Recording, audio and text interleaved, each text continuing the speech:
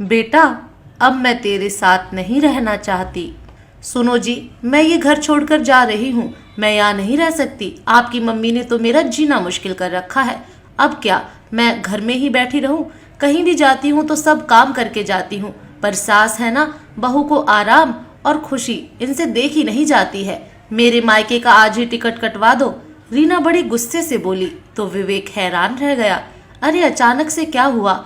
और ये मायके जाने का नाम मत लो, वरना मेरा और बच्चों का क्या होगा? तुम रुको, मैं मम्मी से बात करता हूँ। सुषमा जी का बड़ा बेटा विवेक गुस्से से उबल रहा था और वो अपने कमरे में बैठी धार्मिक पुस्तक पढ़ रही थी। विवेक कमरे में गया और मुंह से आग उगलने लगा। मम्मी, ये क्या तरीका है? आप रीना को रुलाती क्यों रहती हो? अब देखो ना, वो घर छोड़कर जा रही है। मैं अपना काम धाम संभालूं या आपको संभालूं? मुझसे ये रोज रोज की नौटंकी सहन नहीं होती है।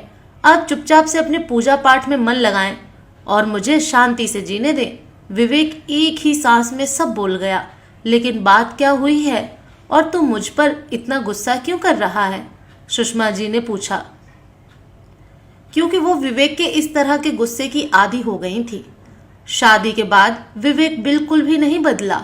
वो शुरू से ऐसा ही था और अब उसकी पत्नी रीना भी कम नहीं है। पहले विवेक अकेला गुस्सा करता था और अब पति पत्नी दोनों मिलकर घर का माहौल खराब कर देते हैं। आखिर बात क्या हुई ये तुझे भी नहीं पता है। बस तू मुझसे लड़ने आ गया। तेरी पत्नी 12 बजे आने का कहकर गई थी, जिसकी मार्केट से 1:30 बजे आई है। चिंटू स्कूल के बाहर 1 घंटा तक खड़ा था और स्कूल के फोन से उसने बहू को कितने ही फोन किए। बहू मार्केटिंग में व्यस्त थी। मैंने घर आते ही इतना ही कहा था कि बहू समय पर घर आ जाती तो चिंटू को इतना इंतजार तो नहीं करना पड़ता। बस मेरी इसी बात पर उसने मुंह फुला लिया और तू मुझसे लड़ने आ गया। बड़ी होने के नाते इतना भी नहीं कह सकती क्या? विवेक चुपचाप अपने कमरे में आ गया। वहीं उसका छोटा भाई विकास और उसकी पत्नी चेतना ये सब देख रहे थे। आप भैया को समझाते क्यों नहीं? मम्मी जी पर कितना गुस्सा करते हैं। बात जाने बगैर इनकी त्योरियां चढ़ जाती हैं। रीना भाभी की चाहे कितनी ही गलती क्यों ना हो, पर डांट तो हमेशा मम्मी जी को ही पड़ती है। मुझसे ये सब देखा नहीं जाता है। कोई अपनी माँ को ऐसे भी डांटता है क्या? आप कुछ कहते क्यों नहीं? इस तरह तो इन लोगों के साथ रहना मुश्किल हो रहा है। चेतना बोली, भैया शुरू से ही ऐसे हैं। स्कूल में किसी से लड़ाते थे और घर आकर मम्मी पर गुस्सा करते थे। कभी कोई मैच हार जाते थे तो आकर उसका गुस्सा मम्मी पर निकालते थे। कॉलेज की परीक्षा में नंबर कम आए तो गुस्सा मम्मी पर ही निकलता था और जब तक उनकी नौकरी नहीं लगी मम्मी पर ही चिढ़े रहते थे। पापा की ज्यादा सैलरी नहीं थी। पापा मम्मी का हम दोनों बेटे ही सहारा थे। विवेक भैया पापा और मम्मी के बड़े बेटे हैं तो काफी लाडले रहे हैं, इसीलिए सिर पर चढ़ गए हैं और इतने बिंदास और मुंह फट हो गए हैं। मैं ये सब बचपन से देखता आ रहा हूँ। मैंने कई बार समझाया पर विवेक भैया किसी की नहीं सुनते हैं। मुझे लगता था कि भाभी के आने के बाद वो सुधर जाएंगे, पर भाभी तो और आग में घी डालकर बात का बतंगड़ बना देती हैं। तभी कुछ देर बाद ड्राइंग रूम से चिल्लाने की आवाज आती है तो विकास और चेतना भी दौड़कर बाहर जाते हैं। बाहर चिंटू लगातार रोए जा रहा है और उससे छोटी बहन लवली भी भाई को देखकर रोए जा रही है। विवेक भैया, आप चिंटू की पिटाई क्यों कर रहे हो? विकास ने पूछा और उसने विवेक का हाथ कसकर थाम लिया। ये देख, परीक्षा में 20 में से केवल 18 नंबर लाया है। 2 नंबर जाने कहाँ चले गए? मुझे इसके पूरे में से पूरे नंबर चाहिए थे। इसी तरह रहा तो बड़ा आदमी कैसे बनेगा? ये सब मम्मी के कारण हुआ है। वो भड़क कर बोला, भैया आप इन सब का दोष मम्मी को कैसे दे सकते हैं? मम्मी ने क्या किया है? मम्मी तेज आवाज में टीवी सीरियल देखती थी तो बच्चे का ध्यान भटक गया और बच्चा कम नंबर लाया है। जब देखो टीवी सीरियल, मेरा तो दिमाग ही पक गया है। इनके कारण मेरे बच्चे का करियर बनने से पहले ही खत्म हो जाएगा। ये सुनकर विकास हैरान था। भैया आप ये क्या कह रहे हैं? हर चीज हर बात का दोष मम्मी पर ही क्यों लगा देते हो? लवली भी तो अच्छे नंबर लाई है। मेरे दोनों बच्चे भी अच्छे नंबरों से पास हुए हैं। जरूरी है क्या हर विषय में पूरे ही नंबर आए? फिर मम्मी तो टीवी अपने ही कमरे में देखती हैं, बच्चों को तो बिल्कुल भी परेशान नहीं करती हैं।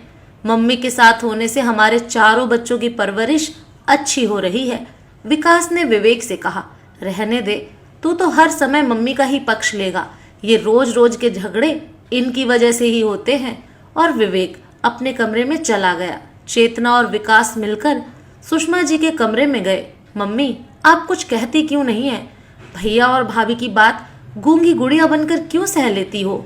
दोनों ने एक साथ पूछा तो सुषमा जी चुप ना रह सकी। ये विवेक का गुस्सा नहीं, उसकी दबी इच्छाएं और कुटा बोल रही हैं। इसलिए मैं सब सह लेती हूँ। बच्चे तो पेट में ही लात मारते हैं, माँ तो सब सह लेती है और फिर भी बच्चे को हमेशा खुश रहने का आशीर्वाद देती है। तुम दोनों के पापा की सैलरी ज़्यादा अच्छी नहीं थी। मैंने तुम दोनों को सिलाई करके पाला है। लोगों के कपड़े सिलकर मैं तुम दोनों की फीस भरती थी। तू तो बहुत छोटा था, पर विवेक समझदार हो गया था। उसे मेरा इस तरह काम करना अच्छा नहीं लगता था। हर बात को लेकर वो गुस्सा हो जाता था। स्कूल में मैं उसे सस्ता बैग दिलाती थी और टिफिन में सब्जियां भी साधारण ही होती थी। मैं हर समय पैसा बचाने में लगी रहती थी। मैंने कभी दुकान से अच्छे कपड़े खरीद कर नहीं दिलाए। लोगों के कपड़े में से बचे टुकड़ों से तुम दोनों के कपड़े सिल देती थी। पानी की बोतल और टिफिन भी अच्छे नहीं होते थे। सालों वो ही चलते थे। विवेक को सब कुछ अच्छा चाहिए था।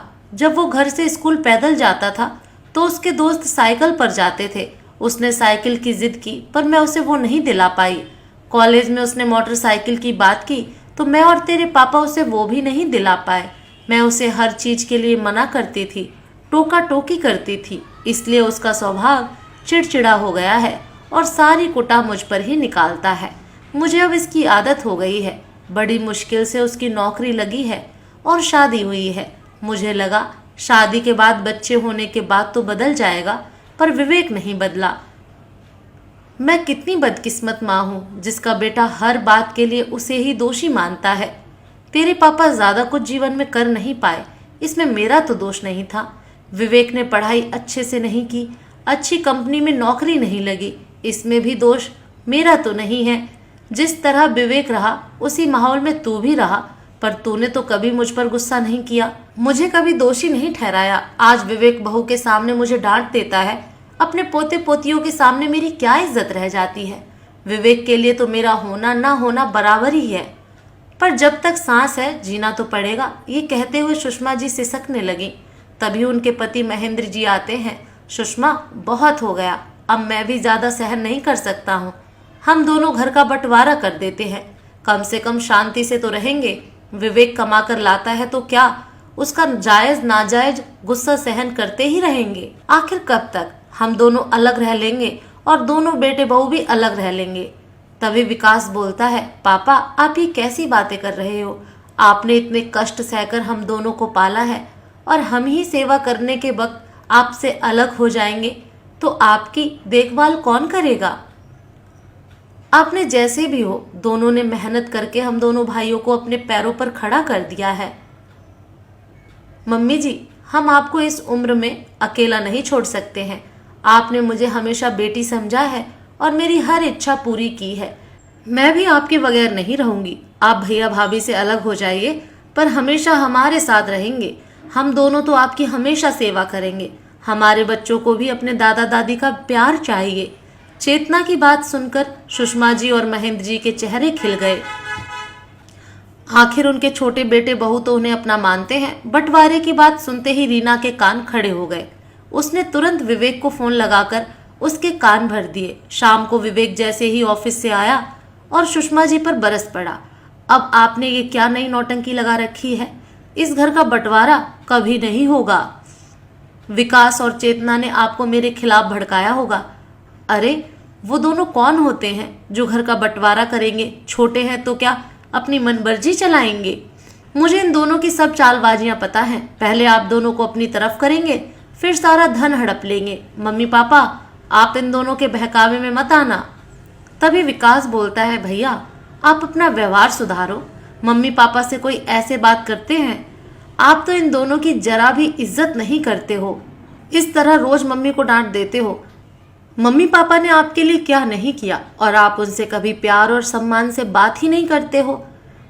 सुनकर विवेक भड़क जाता है। तू मुझसे छोटा है तो अपनी हद में ही रहा कर, ज्यादा ऊंची आवाज में बात मत कर। तुझसे बड़ा हूँ, तमीज से पेश आ। तभी चेतना बोलती है, वाह जेठ जी, आप मम्मी जी से कैसे भी ऊंची आवाज में बात कर लेते हो, उन्हें डांट देते हो, उन पर गुस्सा करते ही रहते हो। वो भी तो आपसे बड़ी हैं, वो तो आपकी माँ हैं, उन्होंने आपको जन्म दिया है, पाला है। आप तो पहले अपना व्यवहार सुधार लीजिए। फिर वो रीना की तरफ देखकर बोलती है, जेठानी जी, बंटवारे का फैसला पापा जी का है, क्योंकि वो दोनों अब आपके साथ नहीं रहना चाहते हैं। ये घर में होते रोज रोज के छोटे झगड़े घर का माहौल खराब करते हैं।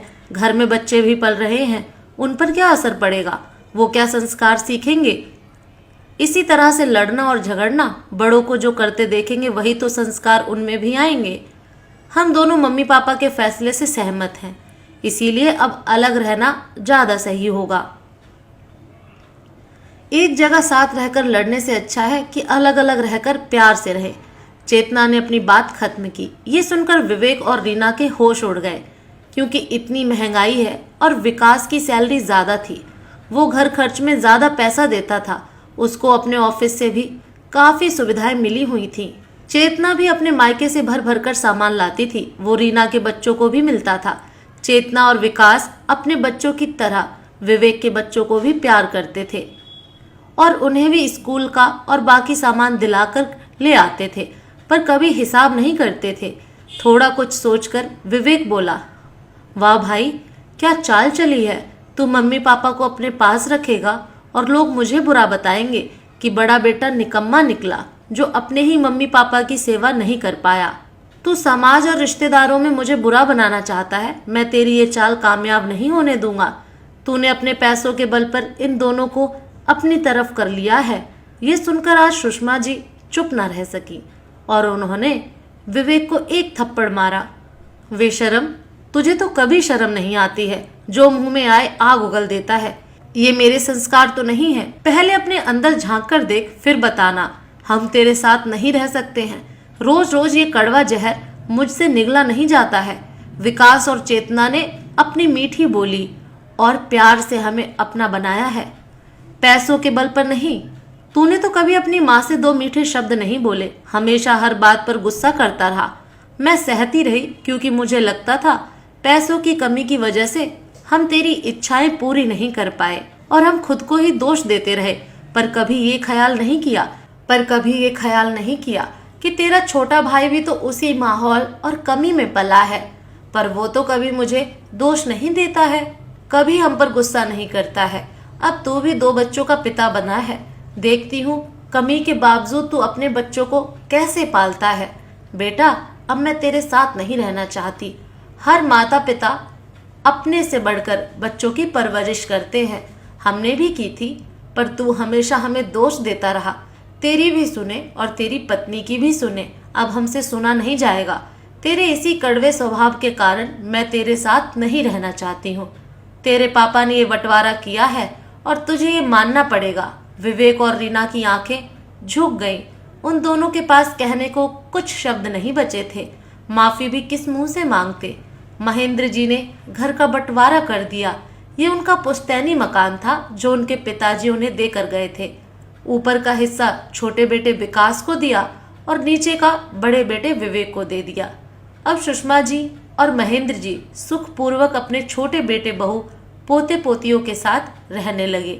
पाठकों, बच्चों के कड़वे बोल माता पिता को सबसे ज्यादा कष्ट पहुंचाते हैं, इसलिए अपने माता पिता से जब भी बात करें प्यार और सम्मान से करें। उन्होंने आपके लिए हमेशा अच्छा ही किया है। परिस्थितियां खराब हो सकती हैं, पर माता पिता हमेशा अच्छे होते हैं, अपनी संतान का हमेशा भला चाहते हैं। आपको कहानी कैसी लगी, आप मुझे कमेंट करके बताएं।